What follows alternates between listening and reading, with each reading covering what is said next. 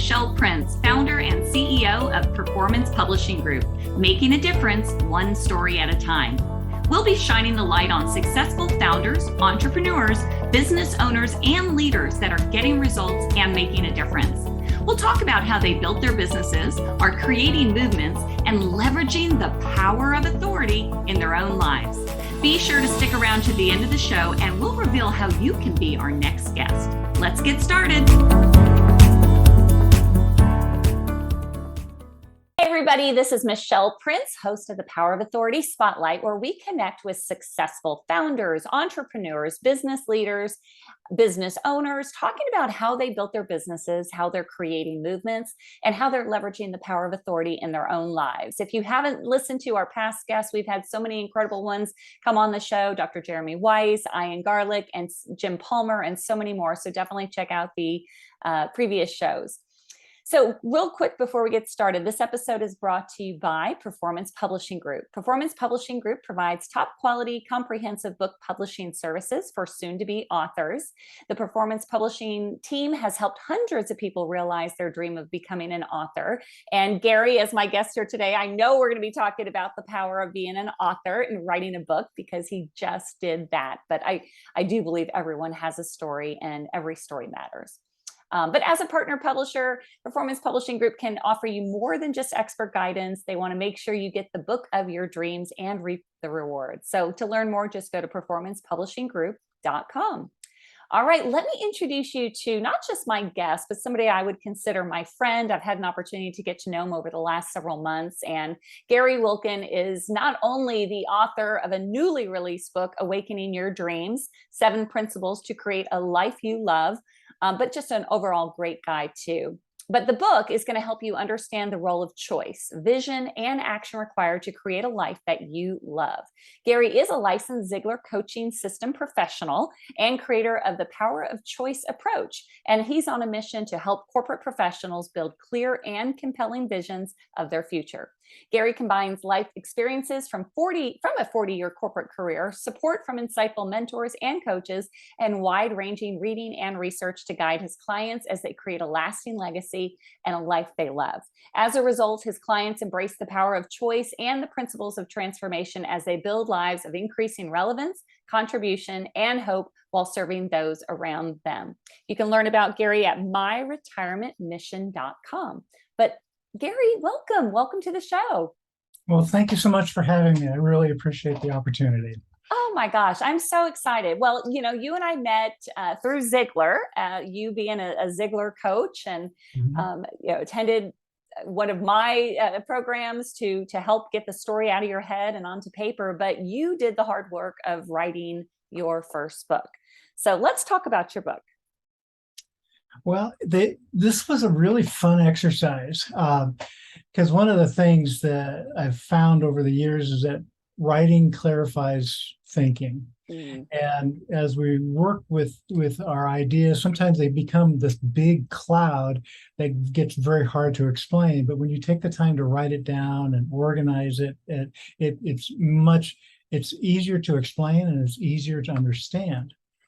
And so that was one of the real benefits of writing the book. And I think it was a fusion between a lot of the things that I've learned through Mr. Ziglar and through son Tom and the Ziglar process, as also my life experiences and my reading and how they overlap.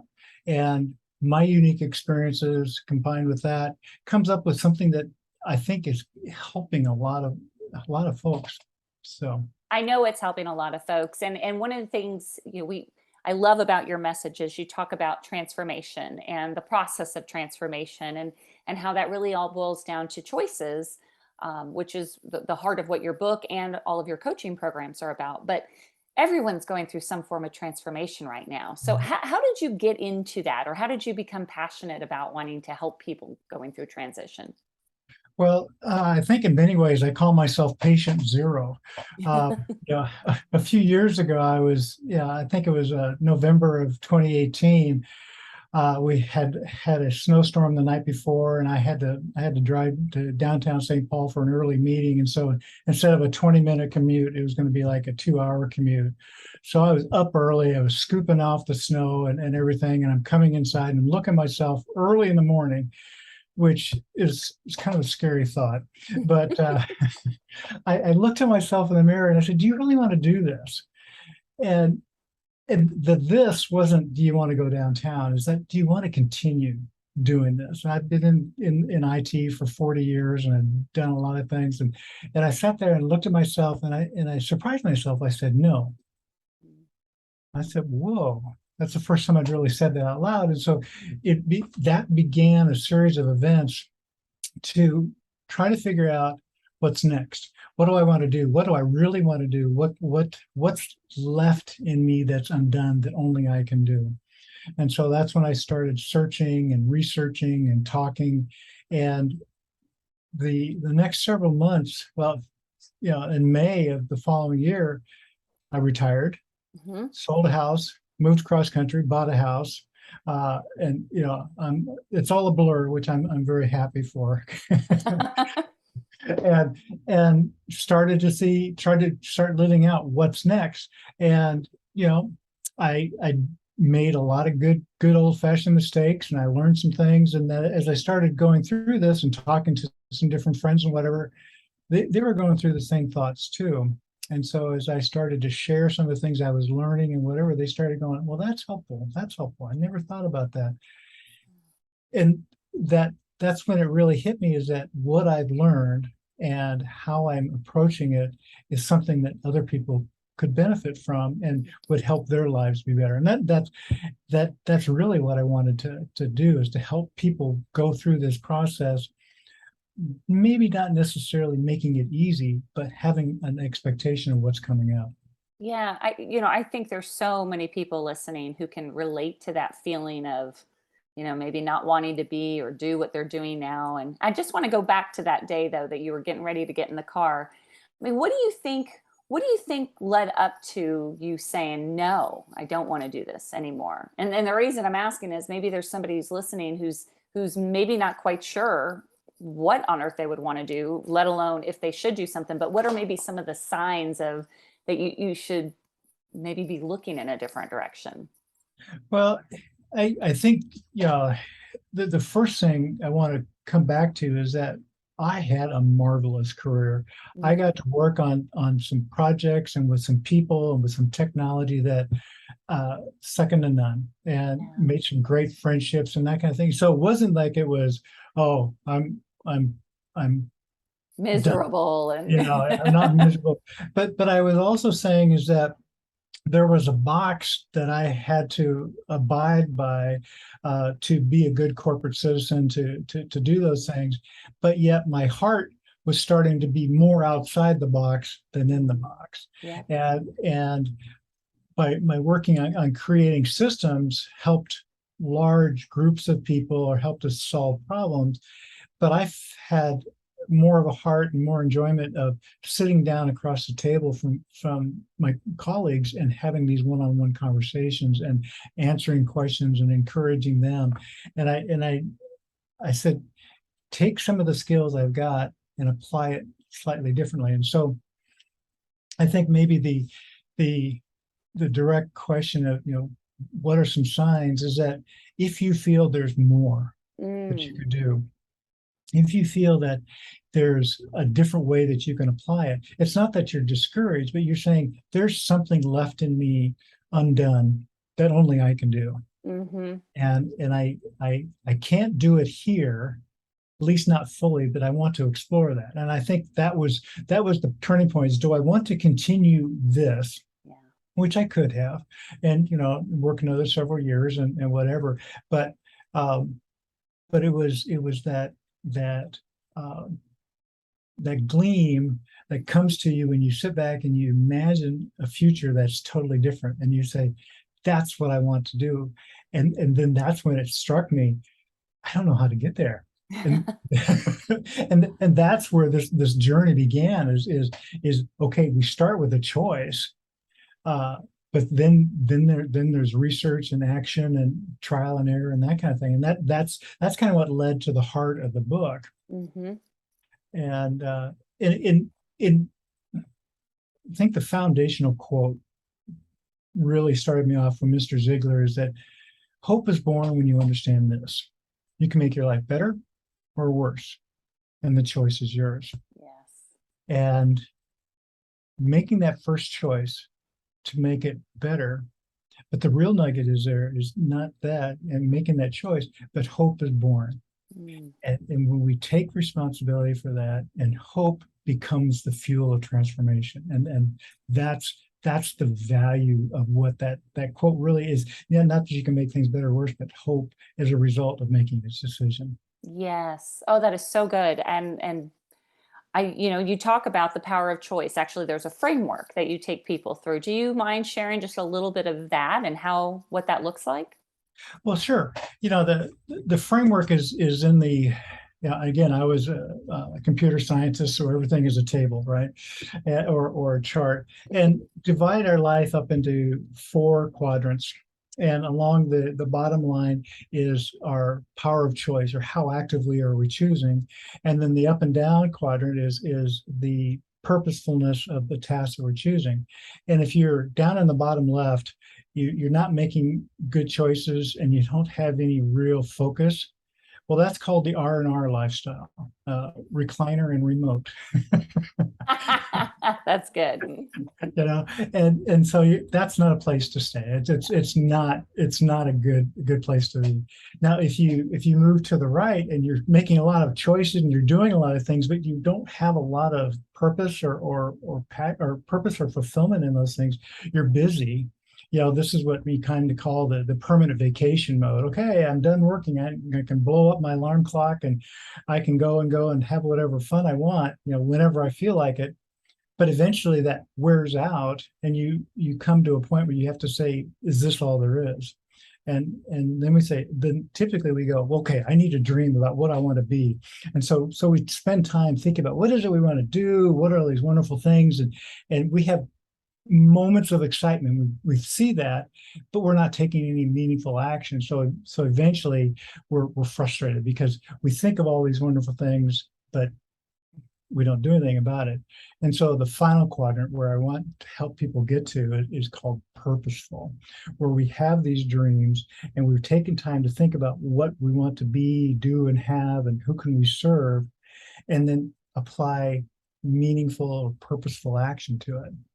And so we may be doing some of the same things that while we were on permanent vacation, but now there's focus and there's meaning and there's purpose around those things. And so we're having a good time. We're not scheduled 7 hours a day. We don't need that, but we do have some structure and some spontaneity. But we have a mission, to move. We've had our success, and now we move into the aspect of significance of how we can help others achieve their success. And then we go, as we train them to train others, then we start getting into a legacy, because people we are training are training others and training others. And that's the definition for me of the best years of my life. And that's the core. I love it. Yeah, and the whole book is really, it is your philosophy, but I love that you've incorporated, your mentors and other people that you've learned from. We both share the passion for keeping the Zig Ziglar legacy alive and incorporating those principles. I'm curious, how did you first get engaged with Zig, or the company, and what made you decide that you wanted to be certified to be a Ziglar coach? Well, I had been exposed peripherally to Zig Ziglar growing up. I never made it to a live event, unfortunately, but I think I picked up a copy of Over the Top, and then See You at the Top, and some of the different books that he had written. And I think I had read some of them, but enough to know that it was good, and it kind of made sense. And then after I left corporate, I started to try to scratch this out, and I had kind of a philosophy kind of laying out, but it was hard to get it all down. And then I ran into Tom Ziglar on a webinar option. Do you want to be a coach? And I go, that sounds good. And so I went, why not? And I went to it, and I was looking at my thoughts and how Tom explained, his and Zig Ziglar's philosophy, and it really fit. And it was in alignment. There were some things that I did a little differently, and some things he did a little differently, but they meshed. And that's when I said, I want to understand that more, and how does that help? And so as we went through Choose to Win, and then on to See You at the Top, the 50 years of experience that they've encapsulated down into that coaching program, I said, this is hugely valuable. Yeah, it is. And so that's what you walk your clients through, in addition to your material, and that's what changes people's life. That's where the transformation comes from. And I love that you boil it down so simply to it's just choice, but it really is, right? You're choosing, as you say on your website, you're choosing your own definition of success. You're choosing your path to significance, and you're choosing the impact of your legacy, which is so true. So I love what you're doing. Yeah, and so I had to be an engineer, so I took a few simple things and I made them into 7 principles. So I added a little extra nuance, but the whole book and my whole philosophy can be encapsulated into a simple phrase of make a choice, dream big, take action. And that's the core of transformation. Yeah, it is. And it isn't that we have to know the whole path. We have to know the next step. And that's what we concentrate on doing. Okay, I love that. We're running out of time, but I want to make sure I asked you a few more questions. So, the show is called The Power of Authority Spotlight. And while we know each other, I was so honored to be able to help you to bring this book to life. But really, when I think of authority is a positive in that it's having a positive impact on somebody else, meaning somebody's willing to listen to what you have to say because of the authority that you've gained. But how do you envision with this book and with your coaching that you're going to leverage your own power of authority? That the play on words is you can't spell authority without author. So what else are you going to do either with your book, with your coaching, that's going to continue to build that? Well, I think the idea of getting the message out, public speaking, Zoom speaking, and working with different organizations around town and across the nation of explaining the hope that is encapsulated in the power of choice. And the framework is a way to explain it's in a way that is condensed enough that it makes sense, but it's also illogical and you can follow yourself through. And so as I use the book, as I use coaching, as I write content on LinkedIn, I have fun writing some silly either Gary says or Ziglar quotes, but the idea of the authority there is to be honest and transparent. I've gone through this, and I'm still going through this.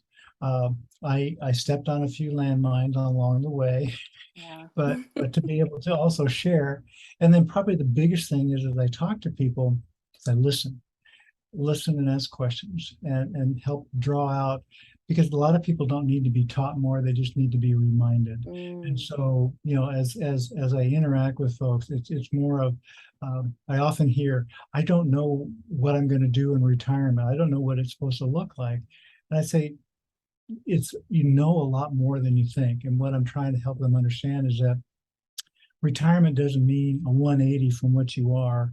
It may be 170 or 175. You're still essentially you. There's just a few things that you're changing. And so the aspect of getting that message known to both people that are about to retire or recently retired that need to kind of, how do I get out of this permanent vacation mode and move on to some level of significance? So.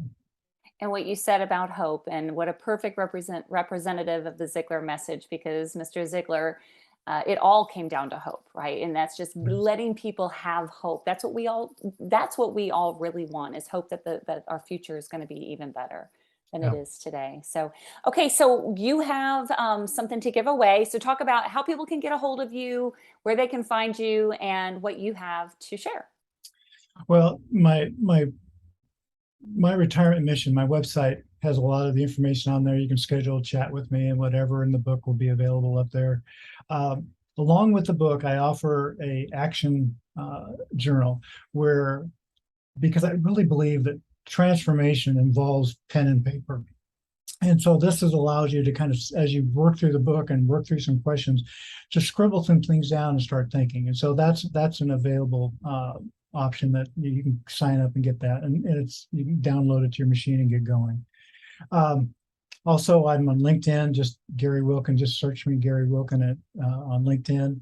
But go to the website, find some of the big red buttons. Those are the things that we say I can sign up for something here, or you can do a chat with Gary and go from there. But just reach out and we can have a chat. I mean, I would rather spend 10 minutes on the phone with somebody than exchanging 15 emails, And Agreed. So, well, and I know you can bring a lot of hope, transformation, and help awaken that dream for all these others that are are walking down a path that you've already walked. So thank you so much for being on the show, Gary. I so appreciate it and really enjoyed the conversation. Well, thank you so much too. And Michelle, I really appreciate it. And just a side plug, working with your company to create the book, the process of getting started and getting it on paper and helping me through that was just invaluable. And I thank you for that opportunity as well. Oh, thank you. Thank you so much. All right, everybody, again, go to myretirementmission.com. Definitely buy his book without a doubt, but then get that action journal because like he said, there's, you have to take a step in order to see change. So definitely take that first step and go there. And that's it for the show today. So go out there, help identify your message just like Gary did, and so that you can provide hope to others as well. We'll see you next time on the Power of Authority Spotlight. Thanks, everybody.